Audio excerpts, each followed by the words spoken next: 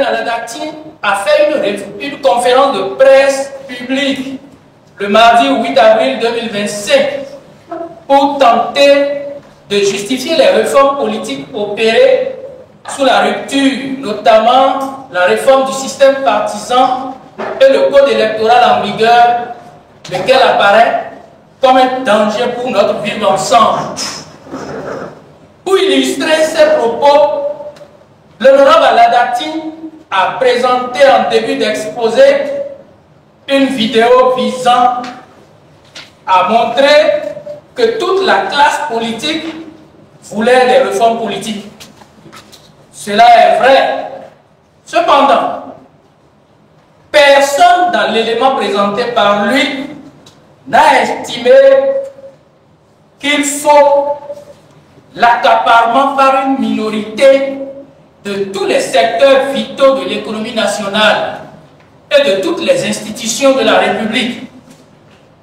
Par ailleurs, les débats ayant présidé à la création des deux partis siamois et les allers-retours vers le président de la République montrent à merveille que le bloc de la majorité présidentielle d'alors avait fait de graves concessions à la conception qui a conduit au parti unique en tentant de fixer au départ le nombre de partis politiques à créer.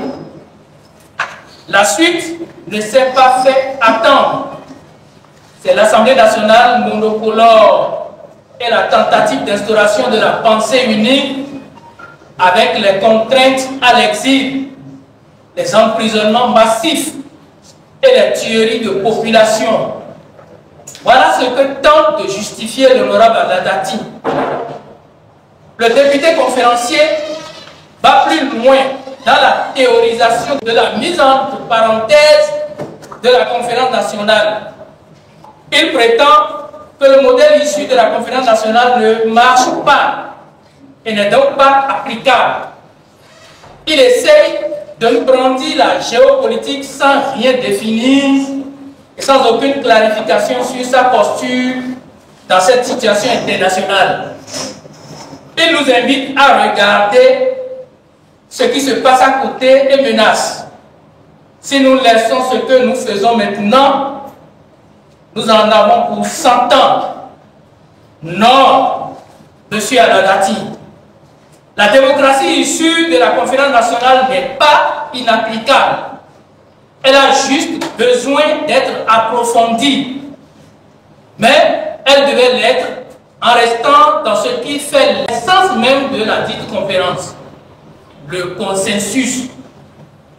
Elle ne devait pas l'être par des gens qui adoptent une posture de messie non éclairée et que nous devions suivre pendant qu'ils nous retournent en arrière dans les décombres de l'histoire et dire que ces personnes ont pavoisé des lieux de culte pour prier sur la dépouille de la conférence nationale qu'ils ont assassiné de leurs mains. C'est triste. Quant au code électoral, il faut dire que les lois ne sont pas votées pour rendre l'existence difficile, mais pour trouver les moyens d'assurer un mieux-être commun.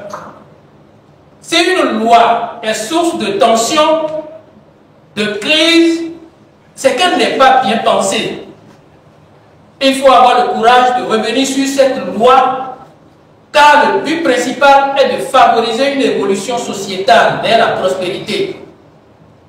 Le code électoral, voté nuitamment en mars 2024, est un code qui a été décrié par le clergé catholique, les confessions religieuses, la société civile et les partis politiques d'opposition réunis au sein du cadre de concertation des forces politiques de l'opposition.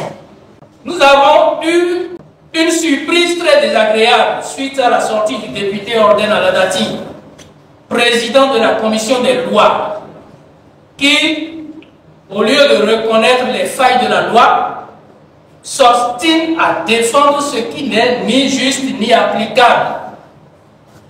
Il expose à la face du monde que c'est fastidieux de recopier les procès-verbaux de compilation des résultats d'arrondissement, ce qui leur a imposé la condition de l'article 93 nouveau du Code électoral, qui ne prévoit pas de copie aux représentants des partis politiques présents.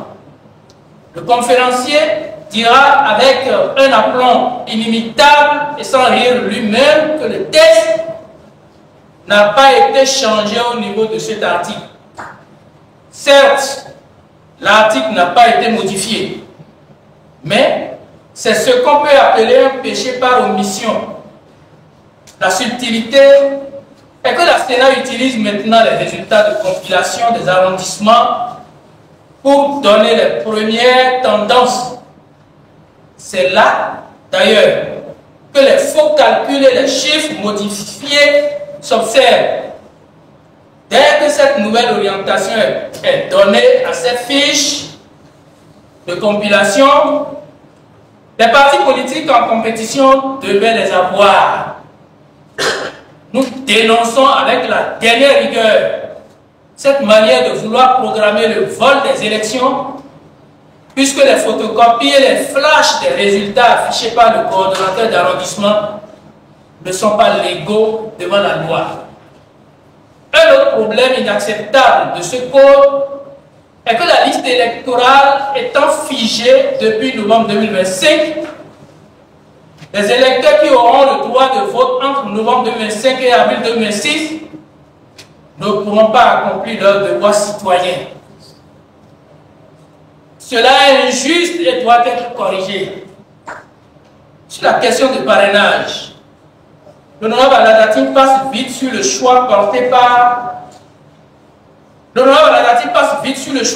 sur le parrainage des élus au lieu de parrainage citoyen. Il a oublié de dire que quand ce choix se faisait, la mouvance présidentielle avait à elle seule la totalité des 83 députés à l'Assemblée nationale. N'est-ce pas de l'escroquerie politique? Actuellement, les maires ne sont même plus élus. Ils sont nommés. Le parrainage doit être étendu à tous les conseillers municipaux et communaux et devra être libre. Nous appelons à la relecture du code électoral pour garantir la paix, de vivre ensemble, car le Bénin est au-dessus de nous tous et nous devons le préserver. Je vous remercie.